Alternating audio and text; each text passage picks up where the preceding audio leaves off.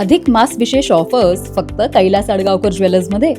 15 मे ते 15 जून दरम्यान चांदीच्या मजुरीवर 50% सूट आणि सोन्याच्या मजुरीवर 30% सूट. आजच भेट द्या कैलास अडगावकर ज्वेलर्स, दत्त मंदिर बस स्टॉप, नाशिक रोड. संपूर्ण राज्यात चर्चेत राहिलेल्या नाशिक विधान परिषदेच्या स्थानिक स्वराज्य मतदारसंघाच्या निवडणुकीच्या मतमोजणीच्या निकालात मोठा ट्विस्ट निर्माण झाला आहे.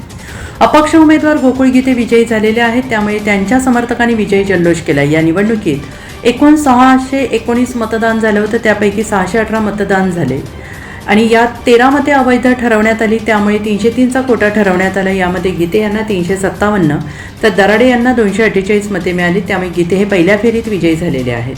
खूप आनंद झालेला आहे. हा संघर्षातून आमचा विजय झालाय.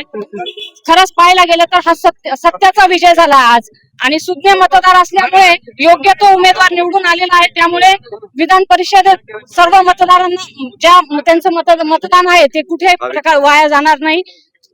गोकुळ भाऊनी सकाळी बाईट दिलेली होती की मी मतदारांचा विश्वास चांगला ठरवेल, आज सत्य झालेला आहे. आनंदच आहे सगळा, म्हणजे आम्हाला पूर्ण कुटुंबाला खूप आनंद आहे.